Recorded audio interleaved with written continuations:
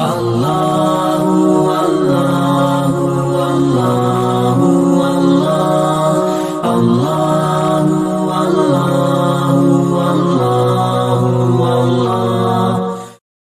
سمعکم وابصارکم وختم علی قلوبکم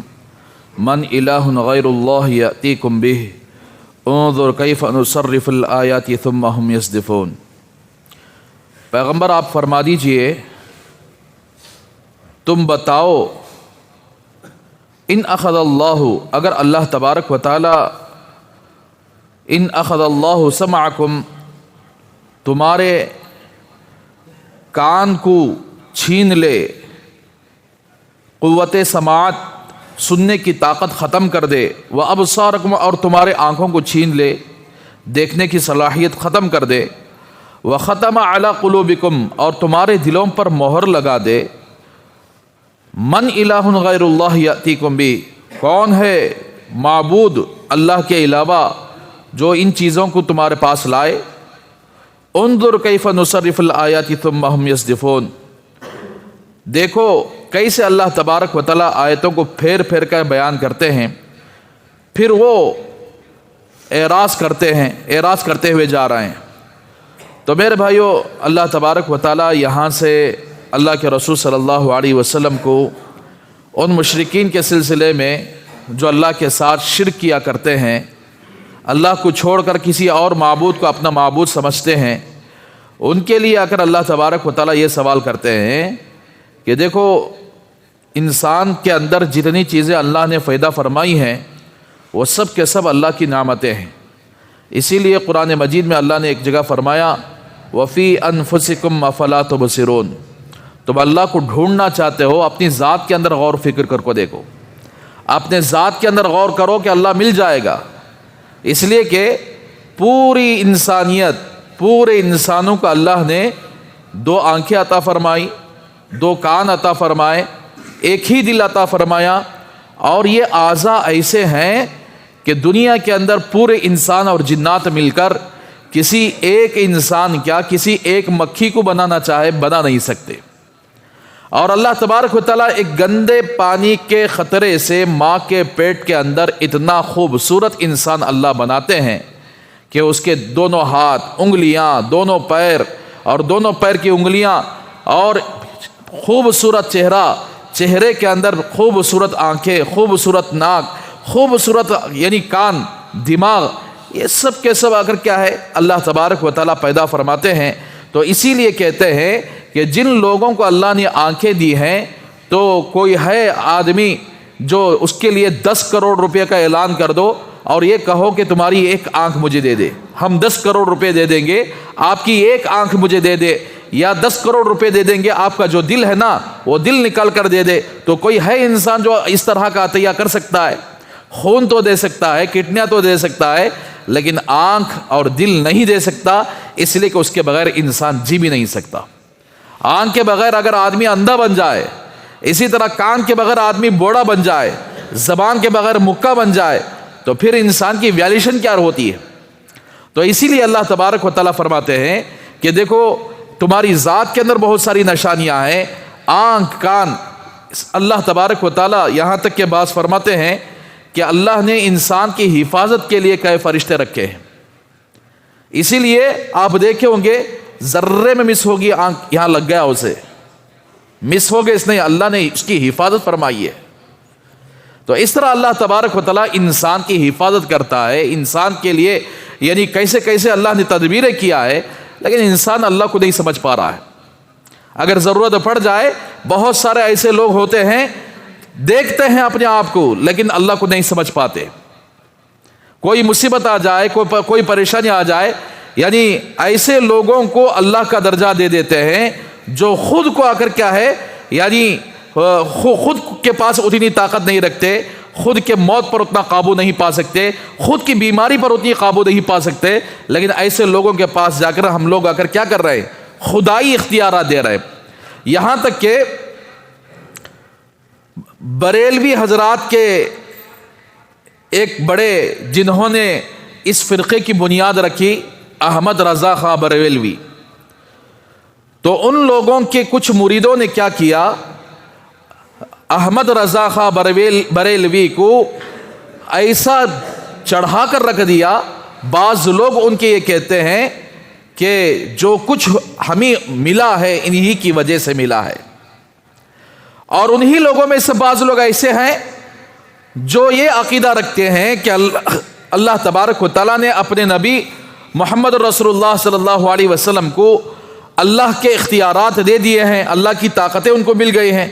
اور اللہ کے رسول صلی اللہ علیہ وسلم نے شیخ عبد القادر جیلانی رحمۃ اللہ علیہ کو وہ سارے اختیارات دے دیے ہیں. اس طرح کے غلط عقیدے رکھنے والے آج دنیا کے اندر موجود ہیں. بلکہ یہ نہیں ہے، بلکہ بہت سارے لوگ ایسے ہیں جو لوگ انتقال فرما چکے ہیں اور ان لوگوں کے پاس جا کر اپنی منتیں سماجتیں کرنا شروع کر دیے ہیں، جو کھلم کھلا شرک ہے. اللہ تبارک و تعالیٰ چیلنج کر رہے ہیں کہ ہے کوئی کٹے والے جو انسان کو پیدا کر کے دکھائے. آدمی جا کر کٹے کے پاس جا کر منت مانگتا ہے، لیکن اس کے دل و دماغ کے اندر یہ بات نہیں ہوتی کہ ماں کے پیٹ کے اندر نطفے سے کون پیدا کرتا ہے. من نطفہ خلقہ فقدرہ ثم السبیل یسرہ ثم اماتہ فاقبرہ. اللہ نے سورہ عبس کے اندر فرمایا میں نطفے سے پیدا کر رہا ہوں، اللہ پیدا کر رہا ہے. اب یہ سمجھ رہے ہیں وہاں جانے سے مجھے اولاد ہو گئی، وہاں جانے سے مجھے رزق مل گیا. تو بتاؤ کہ اللہ نے جو 2 آنکھیں رکھی ہیں، اگر تمہارے بیٹے کے اندر جن کے یہاں تم منت مانگ رہے ہو اللہ اس آنکھوں کو چھین لے، کٹے والے دے دیں گے؟ اللہ تبارک و تعالیٰ کانوں کو چھین لے، کٹے والے دے دیں گے؟ یا اللہ تبارک و تعالیٰ تمہیں پاگل بنا دے، کٹے والے آ کر کیا ہے اس پاگل پن کو دور کریں گے؟ کون ہے؟ اسی لیے اللہ سوال کر رہا ہے، پیغمبر آپ اپنی امت سے فرما دیجئے ارأیتم، تم بتاؤ مجھے، ان اخذ اللہ سمعکم، اگر اللہ تبارک و تعالیٰ تمہارے کان کو چھین لے، تمہارے سننے کی صلاحیت کو ختم کر دے، وابصارکم، اور تمہارے آنکھ کو چھین لے اور دیکھنے کی صلاحیت کو ختم کر دے، وختم علی قلوبکم، اور تمہارے دلوں پر مہر لگا دے، من الہ، کون ہے معبود غیر اللہ، اللہ کو چھوڑ کر کون ہے، یاتیکم بھی، جو ان تمام چیزوں کو لائے. اسی لیے ایک آنکھ کا آپریشن کرنے کے لیے یعنی کتنی محنت کرنی پڑتی ہے. کسی آدمی کا کان چلا گیا، کسی آدمی کی آنکھ چلی گئی، تو بعض لوگ ایسے ہوتے ہیں آنکھیں تو کھولتے ہیں لیکن ان کو نظر نہیں آتا. بعض لوگوں کے کان تو ایسے لیکن سنائی نہیں دیتا.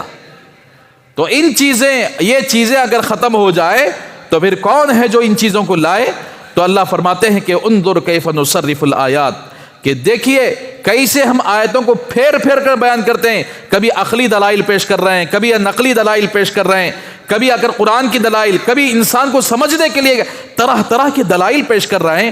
لیکن ثم ہم یصدفون، ان دلائل کو سننے کے باوجود بھی لوگ اعراض کرتے ہوئے چلے جا رہے ہیں، منہ پھیر کر چلے جا رہے ہیں. تو اسی لیے میرے بھائیو، آج یعنی مسلمانوں کے پاس ایمان نہیں رہا، ایسے غیروں کے پاس، ایسے کافروں کے پاس جا کر وہ ڈنڈے دلوا رہے ہیں، اور اس کے پیچھے آ کر ایک فوج، ایک لمبا لشکر برقعے پہن کر کہاں چلا گیا ان کا ایمان، کہ وہ یہ ڈنڈا اور وہ کالی دوڑی جو پیر پر باندھتے ہیں کیا نظر سے بچائے گا، مصیبت سے بچائے گا؟ میرے بھائیو، ایسے لوگ مرتے دم تک مصیبت اور پریشانیوں میں مبتلا رہیں گے جو اللہ کو چھوڑ کر کافروں کے پاس ہاتھ پھیلائے. بسا اوقات ایسا ہوتا ہے کہ ان کا ایمان تو ختم ہی ہو جاتا ہے. اگر کسی کفریہ، یہاں تک کہ اللہ کے رسول صلی اللہ علیہ وسلم نے ایک حدیث کے اندر فرمایا، کوئی آدمی کسی نجومی کے پاس جائے اور اس کی بتائی ہوئی باتوں کو مان لے کہ جو کچھ بول رہا ہے یہ سچ ہے، تو اللہ کے رسول صلی اللہ علیہ وسلم نے فرمایا کہ میری لائی ہوئی شریعت کا اس نے انکار کیا. جو اللہ کے رسول صلی اللہ علیہ وسلم کی لائی ہوئی شریعت کا انکار کرے وہ دائرے اسلام سے نکل جاتا ہے اور کفر میں مبتلا ہو جاتا ہے. تو اس لیے میرے بھائیو، اللہ ہی سب کچھ ہیں، بیماری دینے والے اللہ، شفا دینے والے اللہ، دل کے اندر بیماری آ گئی اس کو شفا دینے والے اللہ، بخار کو ختم کرنے والے اللہ، اور اسی طرح انسان کے اندر جو نظر لگ جاتی ہے اس نظر کو ختم کرنے والے اللہ۔ لیکن انسانوں کو نہ قرآن پر بھروسہ ہے، نہ اللہ کے رسول صلی اللہ علیہ وسلم کے وہ دعا جو آپ صلی اللہ علیہ وسلم نے امت کو سکھا کر گئے ہیں کہ کون سی دعا پڑھنے سے انسان نظر سے بچ جاتا ہے، کون سی دعا پڑھنے سے انسان یعنی دوسرے حادثات سے مصیبتوں سے بچ جاتا ہے، ان دعاؤں کا اہتمام کیے بغیر جب یہ ایسے انسان جو دیکھنے میں مسلمان نظر آتے ہیں حالانکہ ان کے دلوں کے اندر ایمان ختم ہو چکا ہوتا ہے، تو ایسے لوگ اللہ کو چھوڑ کر کہاں بھاگ رہے ہیں؟ تو جب سب کچھ کرنے والے اللہ ہیں، پھر آگے اللہ فرماتے ہیں اچھا اگر آنکھ چھوڑ دو، کان چھوڑ دو، دل چھوڑ دو، قل ارأیتکم ان اتاکم عذاب اللہ بغتۃ او جہرۃ هل یہلک الا القوم الظالمون۔ پیغمبر آپ فرما دیجئے تم بتاؤ، ان اتاکم عذاب اللہ، اگر تمہارے پاس اللہ کا عذاب بغتۃ اچانک آئے، کوئی نشانی نہیں، اچانک زلزلہ آ گیا، اچانک طوفان آ گیا، اچانک اگر کیا ہے پانی آ گیا، اچانک اگر کیا ہے انسان کو اگر کوئی حادثہ پیش آ گیا، ہارٹ اٹیک آ گیا، یا کسی حادثہ میں آ کر کیا ہے اچانک اس کی موت آ گئی، او جہرتن یا کھلے طور پر، یعنی کوئی نشانی اللہ نے بھیجا کہ تھوڑا تھوڑا کر کے عذاب شروع ہوا، تھوڑا تھوڑا کر کے آ کر کے طوفان شروع ہوا، اس طرح کر یا تو اچانک اللہ کا عذاب آ جائے یا اللہ تبارک و تعالیٰ عذاب بھیجنے سے پہلے آ کر کیا کچھ نشانیاں دکھا دے، هل یہلک الا القوم الظالمون، کہ ظالمین کو ہلاک کرنے والا کون ہے؟ تو اسی لیے میرے بھائیو، یعنی جب تک انبیاء دنیا کے اندر ہوتے ہیں، نبی کے رہتے ہوئے، نبی کے ماننے والے، اگر نبی کے رہتے ہوئے اللہ دنیا کے اندر عذاب بھیج دے تو نبی کے ماننے والے نبی اس عذاب میں مبتلا نہیں ہو سکتے، اللہ بچا لیتے ہیں۔ جیسے نوح علیہ السلام کے قوم پر اللہ نے عذاب ڈالا تو نوح علیہ السلام کے ماننے والے کشتی میں چڑھ گئے، اللہ نے اس کشتی کو بچا لیا اور ساری قوم کو تباہ کر دیا۔ اور اسی طرح حضرت لوط علیہ السلام کی قوم پر عذاب آیا تو لوط علیہ السلام کی قوم پر سب سے پہلے اللہ نے پتھر برسائے، تو لوط علیہ السلام کے ماننے والے، آپ کے اوپر ایمان لانے والے یہ تو بچ گئے اور ساری بستی کو اللہ نے الٹ کر ختم کر دیا۔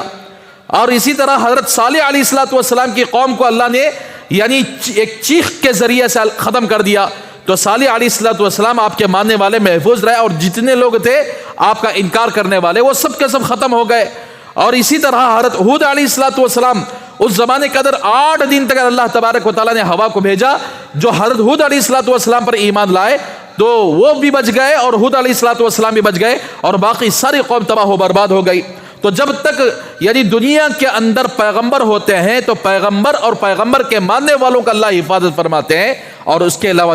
جو لوگ انکار کرتے ہیں ان کو تباہ و برباد کر دیتے۔ اب پیغمبر نہیں ہے، اب یہ قانون نہیں ہے، جب اللہ کا عذاب آتا ہے نیک بھی چلے جاتے ہیں، برے بھی چلے جاتے ہیں، اس لیے کہ پوری دنیا کے اندر لوگ گنہگار ہی ہوتے ہیں، بہت کم لوگ اگر گناہوں سے بچتے ہیں، ورنہ اکثر جو طبقہ ہوتا ہے وہ گناہوں میں ملوث ہوتا ہے۔ جب گنہگاروں پر عذاب آتا ہے، جب کوئی طوفان آ جائے، کوئی زلزلہ آ جائے، سب دب جائیں گے، سب مر جائیں گے۔ اللہ کے رسول صلی اللہ علیہ وسلم قیامت کے قریب کعبۃ اللہ کو ڈھانے کے لیے آپ صلی اللہ علیہ وسلم نے فرمایا حبشہ سے ایک بادشاہ نکلے گا، اس کی ٹانگیں چوڑی ہوں گی اور وہ اپنا لشکر لے کر کعبۃ اللہ کو ختم کرنے کے لیے نکلے گا۔ جب وہ مقام بیضا میں پہنچے گا تو اللہ تبارک و تعالیٰ اس لشکر کو زمین کے اندر دھسا دیں گے۔ اس کے باوجود بھی کچھ لوگ وہاں سے بچ کر کعبۃ اللہ تک پہنچ جائیں گے، تو پھر کعبۃ اللہ کو ڈھانے کے لیے آگے بڑھیں گے تو اللہ حضرت اسرافیل علیہ السلام کو حکم دیں گے کہ سور پھونک دو، جب تک کعبۃ اللہ رہے گا اس وقت تک دنیا رہے گی،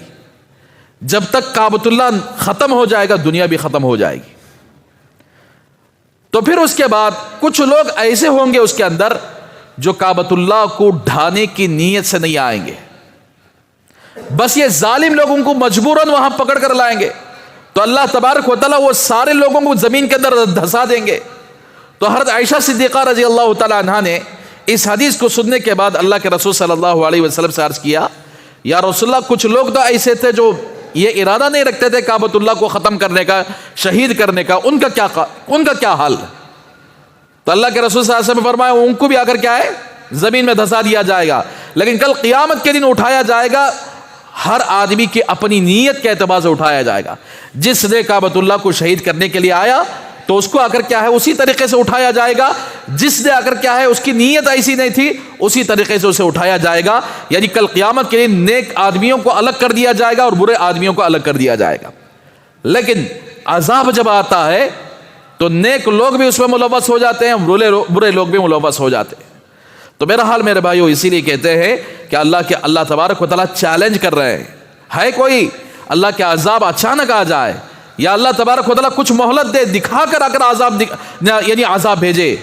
تو پھر ظالموں کو ہلاک کرنے والا کون ہے؟ کتنے لوگ ظلم کرے دنیا کے اندر، کتنے لوگوں کو اللہ نے ہلاک و برباد کر دیا۔ تو اس لیے ظالموں کو ہلاک کرنے والا اللہ ہی ہے، چاہے ظلم کرنے والے اللہ کے ساتھ ظلم کرے،